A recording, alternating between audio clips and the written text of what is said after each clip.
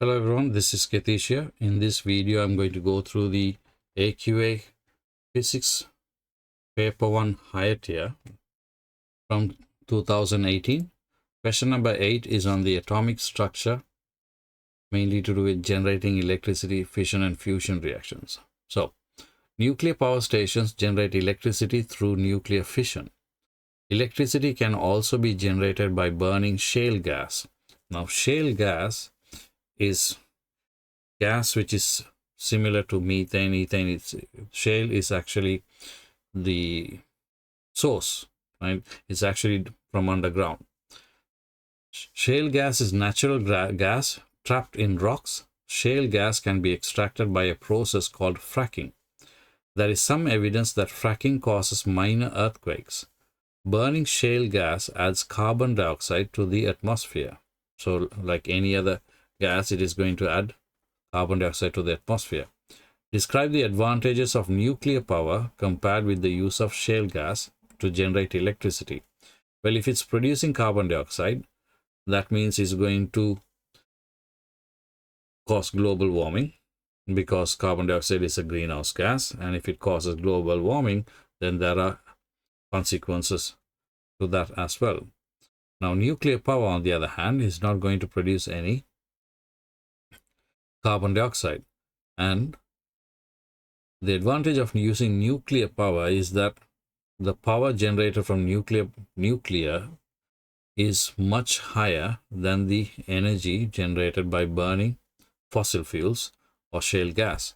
So any three of these points should be okay to get you the 3 marks. No carbon dioxide is emitted to produce electricity. We are talking about the advantages of nuclear power. So no carbon dioxide is emitted to produce electricity, so it doesn't cause global warming.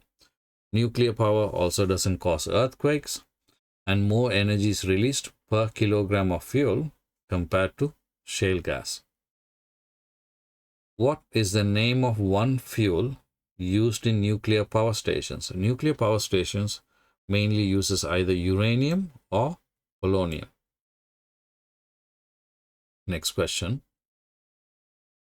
Describe the process of nuclear fission. Now, nuclear fission is when atoms are broken up. So when you have a large unstable nuclei and when you're breaking into two equally sized, smaller sized nuclei. Now, to break this, you would need a neutron. A slow moving neutron should be directed at it, and it should be absorbed by the nucleus. And when it breaks, it also gives out 3 or 2 neutrons depending on the type of fuel, and that's nuclear fission. So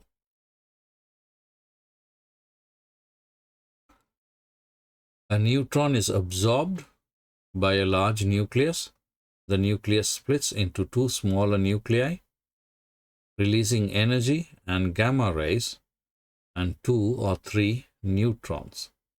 Now, you don't have to explain further because you're not trying to explain a chain reaction. But if you were trying to explain a chain reaction, then you could actually add these 3 neutrons, go on to break further nucleus, and it carries on further on. That brings us to the end of question number 8. I will see you in question number 9.